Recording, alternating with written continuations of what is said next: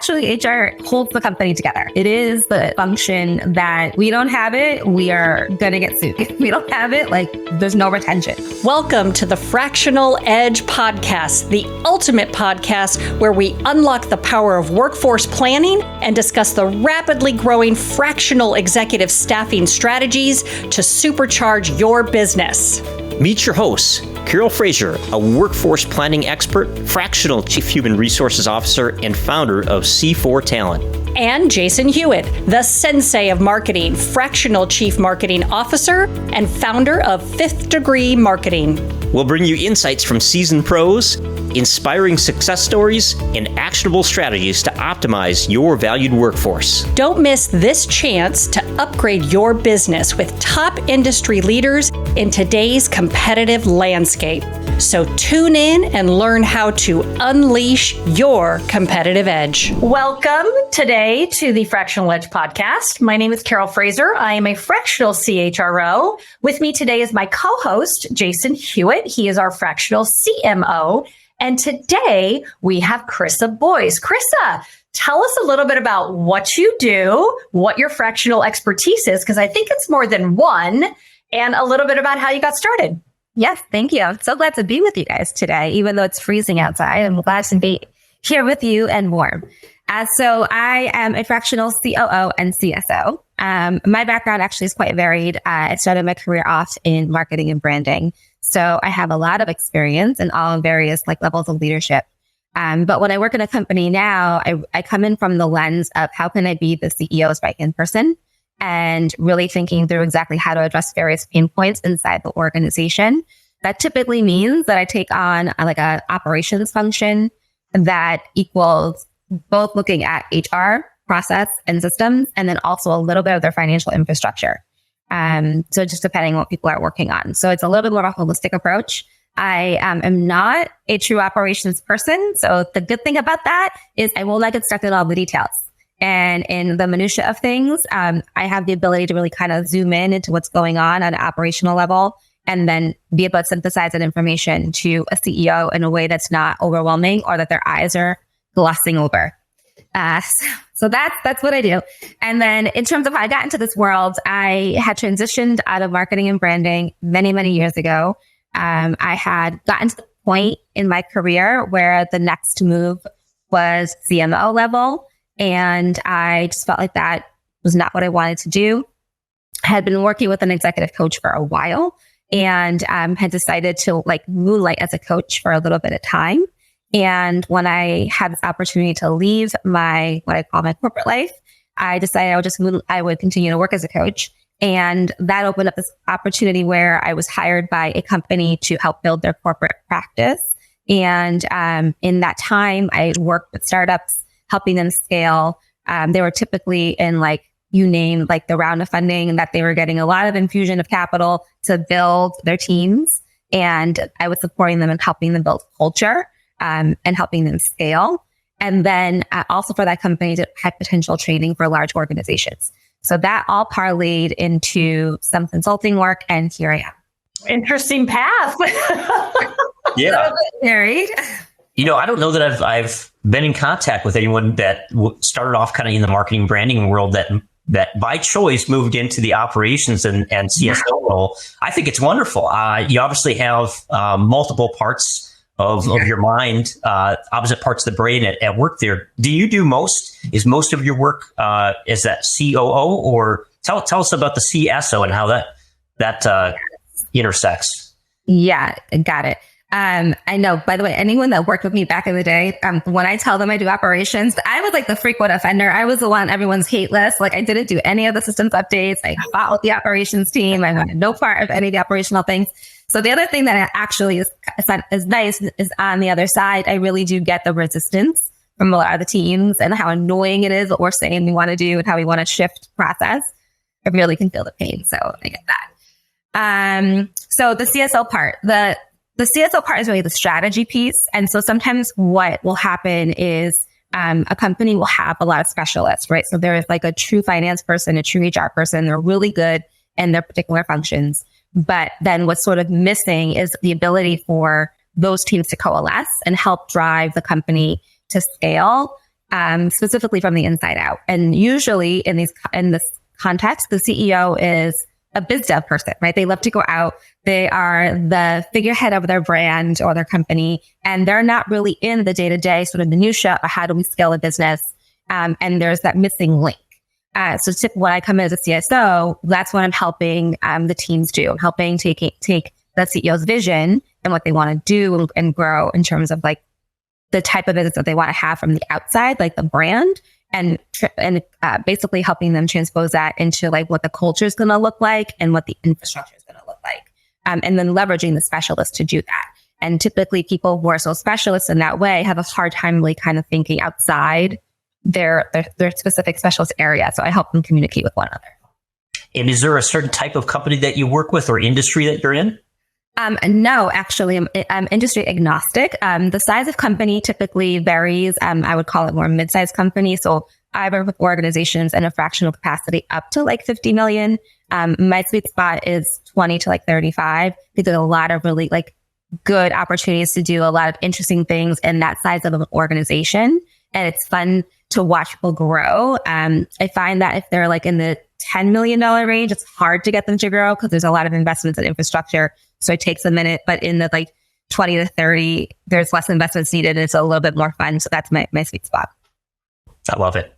You seem very sure and confident of the space that you are in, and you know what you like, which I think is great. Wonderful. So when you're working with your clients, Chrisa, what do you usually discover when they bring you on initially? What is usually most of the pain points that they're trying to get you to come on board and really focus on? Not what they think that they are. Exactly, I'm sure. Well, whatever you just told me is now we have to go do. Got it. That's usually the first challenge. And I say that tongue in cheek, but it's actually sort of the bigger problem, right? Is when you're sitting inside your business. And this is why I think outside help is so good. And it's interesting. When I was in marketing and branding and I had an executive role inside of a company, I hated the consultants. I wanted nothing to do with them. I was annoyed when I was asked to bring them on board. But now I realize the importance of it, right? Because from coming from the outside, you just have a different lens that you cannot see when you're inside an organization, especially if you've been building it for a while and it's your baby. So the first thing is actually telling the truth about the real problems, because a lot of times people live in like the impact or the symptom of what's really going on. So that is like the first piece that I think is the biggest value a fractional person will add, is give you like a real as to what you need to go work on. It's typically not a sexy thing, as I like to say. And it's definitely not where you think you should start. So that's where I think the value comes in. But in terms of pain points, first, from an HR perspective, it's usually poor casting.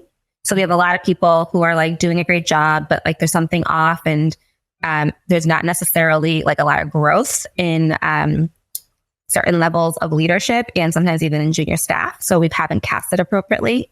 The other thing is organizational structure. Doing an org design takes a lot of time, and it takes a lot of thinking, and it does require some planning. So if we do have to do an org design, and I think, Carol, you may experience this quite often, right? It's like, okay, we have to plan for the org design because we have to develop some people to be in leadership roles, or we have to change some positions first before we can actually do the design that we want. So it's just really thinking through those pieces, and that infrastructure makes a huge difference. Once it's in place, there's more clarity, there's better opportunity for accountability. So that's the other biggest pain point that I see. And then from an operations standpoint, what typically goes missing, especially the size company I just talked about, the $20 to $30 million range, is the fact that there's a missing strategy. So it's a little bit of whack-a-mole. Like, we're getting things done, we're dealing with what's coming up, but there isn't like a operational strategy that's set up to like scale the business. And it's a little bit of whatever needs to get done will get done. So those are the things that most often come up. I love the term poor casting. As somebody who's from California, and both Jason and I have had our time with the entertainment industry and the film industry. So I loved that you said the word poor casting. May I steal that? You can steal it. You can take Fantastic. Just like, yes, that's a great way to put it. And then, it's interesting because when you were kind of going through each one of those things, people don't realize that if you're 20 to 35 million, you probably have hundreds, usually about 200 employees. And if you're not considering how they're working together and you're looking, like you said, at the symptom and not necessarily at the root cause, then you're not recognizing that, the best place, sometimes the easiest place to start is the people. Yes. Because they're the ones who are closest to what is happening, first off. But secondly is, this goes to my workforce planning kind of questions, which is everybody misses that section of workforce planning, right? They start with the strategy. And even you said, though, sometimes they don't even have that whack-a-mole, right? So they have this strategy or not. And they're like, and then we want to do all of these things, but they just totally skipped over the who's going to do it, at what levels do we need people to do it, right? Mm-hmm. It's what you're saying just resonates with me. But Jason, what resonated with you? Sorry. I'm the marketing guy, so I just kind of want to go back to your marketing background, but I'm gonna stay here in the present. So you talked a little bit about culture too, and this is fascinating because as I've gotten to know Carol, I ran small businesses for most of my life, and I realized actually talking through her how little I know about HR. It's like, I'm not quite as good as I thought I was. Yeah. And when you say culture, I'm kind of curious. What typically do you see when you go into a company? For our audience, a lot of entrepreneurs that are listening. Would you say that is culture a main point of focus right now? Do you see this pretty well formed in the organizations that you're working with, or is it non-existent? It's a good question. It actually ties into what Carol was saying a moment ago, and it connects to the executive coaching side of what I do. Because on the executive coaching side, there's a whole, world of like culture development and supporting, leaders and developing the right type of culture for their company and actually doing culture work, like truly high level, like what kind of organization do we want to be? What are our values?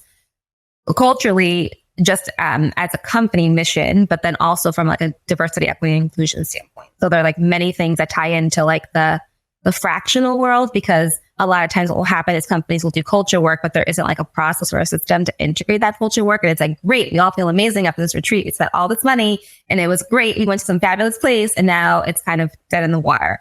So there's an intersection there that's really important to me. And that's actually why I started to do fractional work, because I was noticing in my culture work that I'd leave a client and then they were like, that was a great workshop, but nothing got integrated, or some things got integrated, but then we were missing like the nuts and bolts of actually shifting the organization.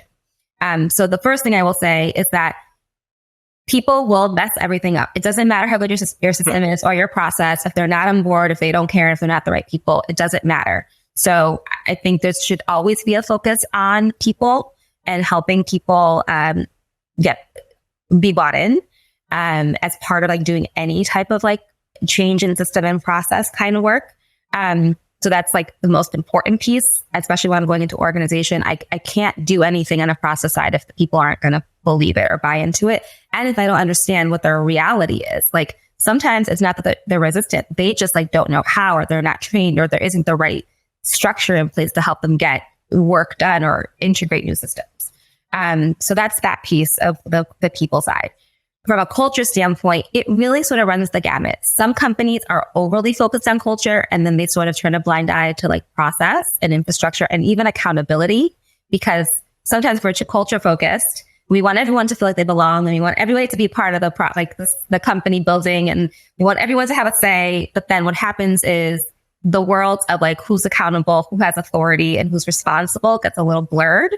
And in those instances, it's about clarifying those particular roles, depending on like who's at what level and what their post is inside the organization. And then other instances, and companies don't even bother because they don't need to. Specifically in the hybrid world, it's a lot more challenging to create culture in hybrid land. And so many companies have sort of been like, forget it, we can't really figure this out, so we're not trying to. So it runs the gamut.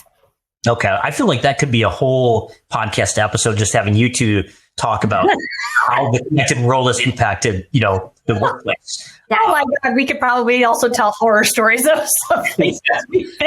It's so true though, Chrisa, because They love the energy that we're able to ignite when we come in for that initial offsite training, whatever it is.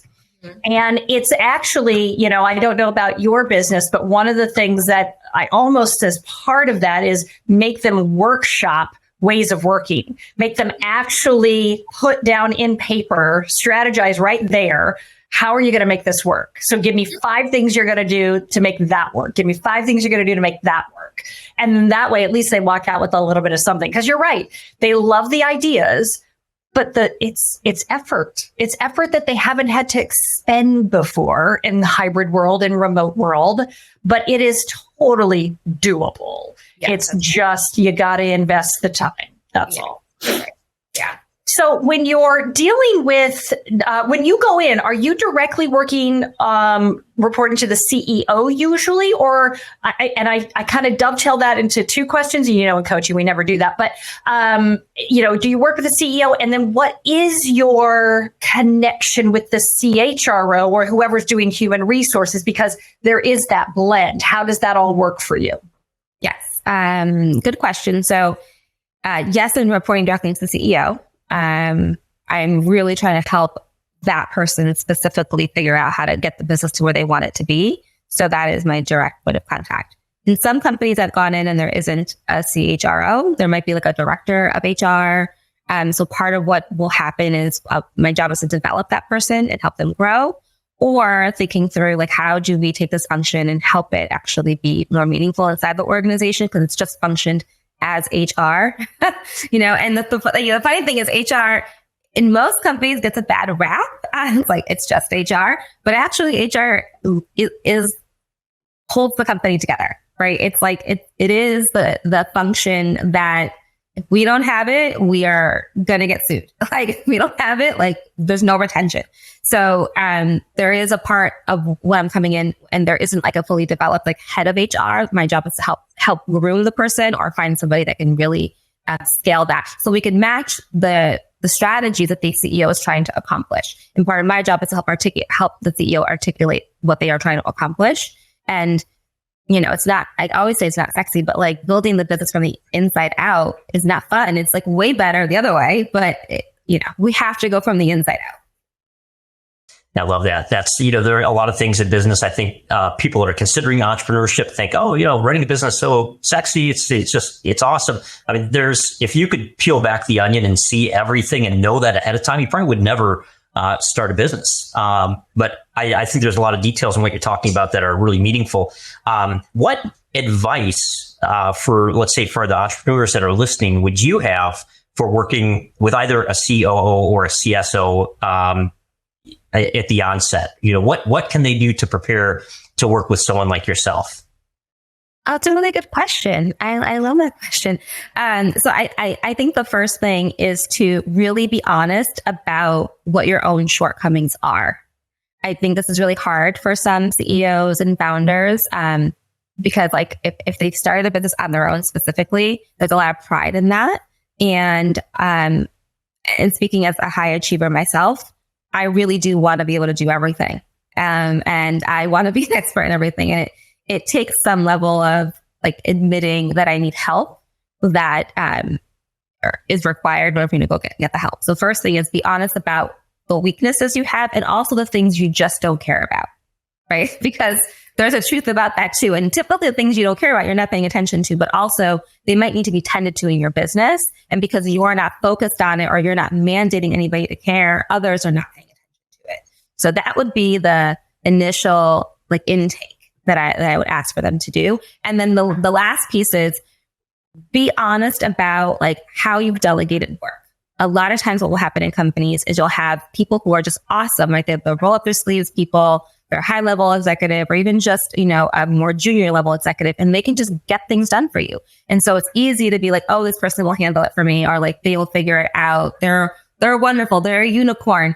And that's great. I'm giving this person all this stuff, but it's actually stunting their growth because they don't want to be doing that thing. They're not really developing their skills in the area they want to be developed in. And they're probably feeling overwhelmed and just not pushing back on you because they know you need the help.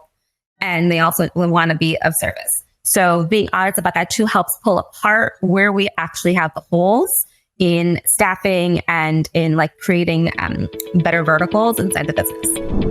Thank you for tuning in to the Fractional Edge. We hope you enjoyed our insightful discussions and feel inspired to unleash your competitive edge. Remember to like, share, and subscribe to stay updated with the latest episodes. You can also connect with our podcast guests to benefit from their expertise and explore collaboration opportunities by visiting our website, thefractionaledge.com. Join us next time as we continue to explore the power of workforce planning and fractional executives in today's competitive business landscape. Until then, take care and keep growing.